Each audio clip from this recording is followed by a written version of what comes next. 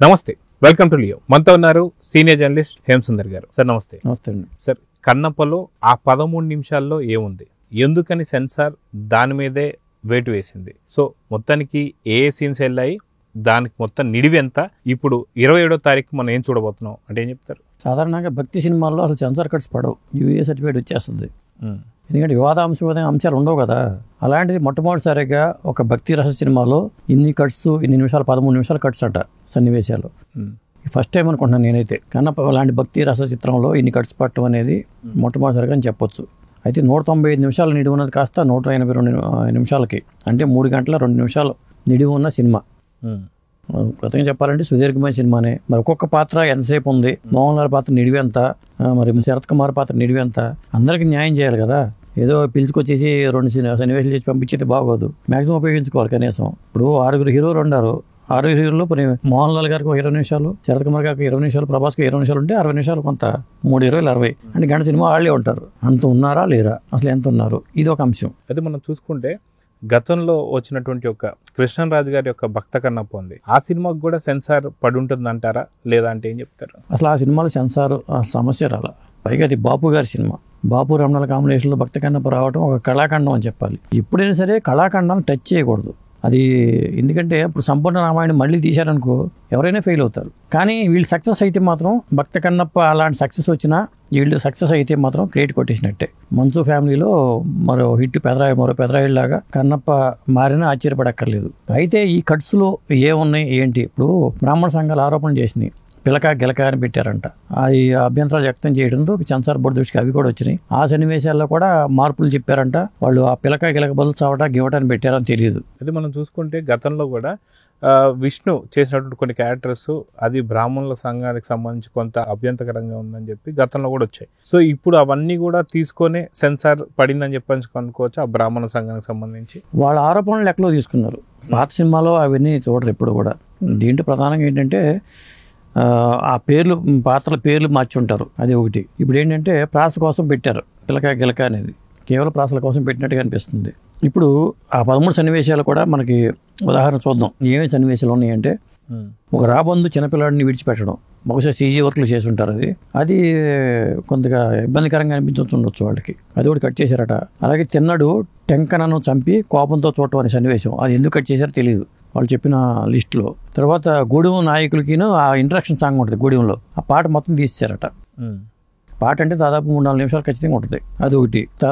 తర్వాత తిన్నడు ఇంట్రడక్షన్ సాంగ్లో ఒక 7 సెకండ్ల విజువల్స్ తొలగించారంట.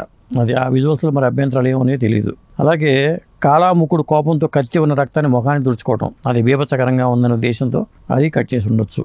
తర్వాత తిన్నడు ఆ నెమలి వాటర్లా ఫామ్ అయ్యి డ్యాన్స్ చేస్తున్న తమ రూపాలను చూసి ఆశ్చర్యపోవడం, అంటే హీరోయిన్కి తిన్నడికి మధ్యలో ఉండే సన్నివేశాలు అది. తర్వాత సరిసగమై పాటలోనే 44 సెకండ్ విజువల్ తొలగించారు. అభ్యంతరకరంగా ఉండే సన్నివేశాలు అయి ఉండొచ్చు బహుశా. టీజర్లోనో ట్రైలర్లోనో వచ్చినప్పుడు కూడా కొంత విమర్శలు అయితే వచ్చాయి. ఏవైతే నెమలి అంటూ హీరోయిన్ క్యారెక్టర్ ఎవరైతే ఉన్నారో, తిన్నడు విష్ణు క్యారెక్టర్, వీరిద్దరి మధ్యన భక్తి రస చిత్రమైనటువంటి ఒక ఈ సినిమాలో కొంత రొమాన్స్ కనిపించడాన్ని కొంచెం జీర్ణించుకోలేకపోయారు. సో అందుకే ఈ సీన్స్ కట్ చేశారు అంతే ఉండొచ్చు. ఎందుకంటే అభ్యంతరకర సన్నివేశాలతో పాటు నెమలి అంటే జాతీయ పక్షి, ఆ పేరు పెట్టడం కూడా మరి ఎందుకు పెట్టారో తెలియదు. కానీ ముఖ్య అటవీ ప్రాంతంలో ఉండే వాళ్ళకి నెమలని పెట్టి ఉండొచ్చు, అది ఒకటి. తర్వాత కాలాముకుడు సైన్యం మరియు గూడెం ప్రజల మధ్య యుద్ధ సన్నివేశాల్లో 38 సెకండ్ విజువల్స్ తొలగించారట.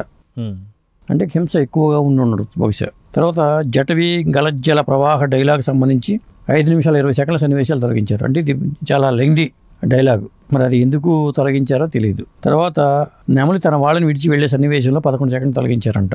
ఇట్లా కొన్ని ఈ సన్నివేశాలన్నీ కలిపితే దాదాపు 13 నిమిషాల సన్నివేశాలు తొలగించారు. సెన్సార్ వాళ్ళు సినిమా నిడివి ఎక్కువైంది, లేకపోతే ఇబ్బందికరంగా తొలగించడం కాదు, సెన్సార్ వాళ్ళు తొలగించారు.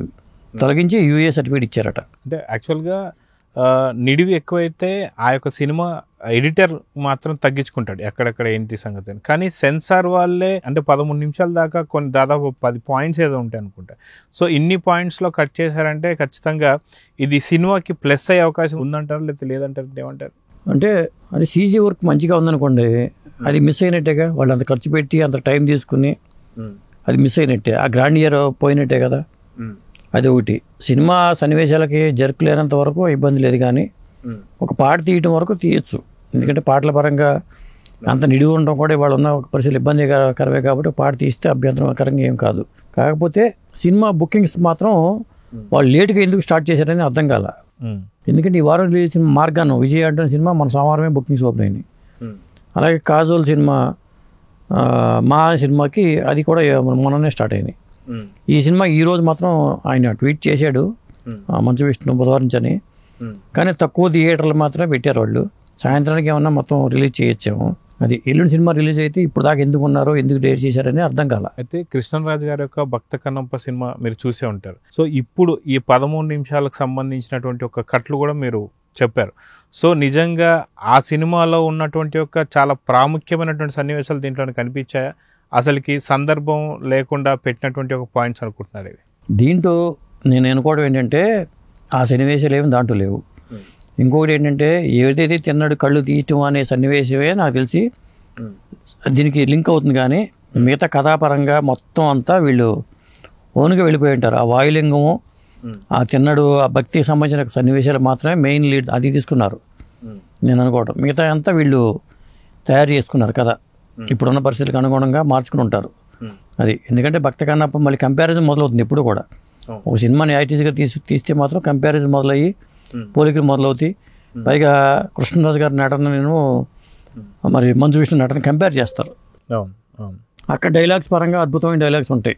ఎందుకంటే ముళ్ళపూడి వెంకటరమణ గారు సంభాషణలు హైలైట్ అవుతాయి కాబట్టి ఆ సినిమాలో. మళ్ళీ ఇక్కడ ఇందులో డైలాగులు ఇవన్నీ కంపారిజన్ మొదలవుతుంది కాబట్టి ఆ సినిమాగానే వదిలేద్దాం, ఈ సినిమాగానే చూద్దాం. సో చూద్దాం సార్. మొత్తానికి 27న రాబోతున్నటువంటి ఒక కన్నప్ప మొత్తానికి కలెక్షన్స్ ఎలా కొలగొట్టబోతుంది, కలెక్షన్ కింగ్ కొడుకు అనిపించుకోబోతున్నాడు లేదనేది చూద్దాం. మరి నమస్తే.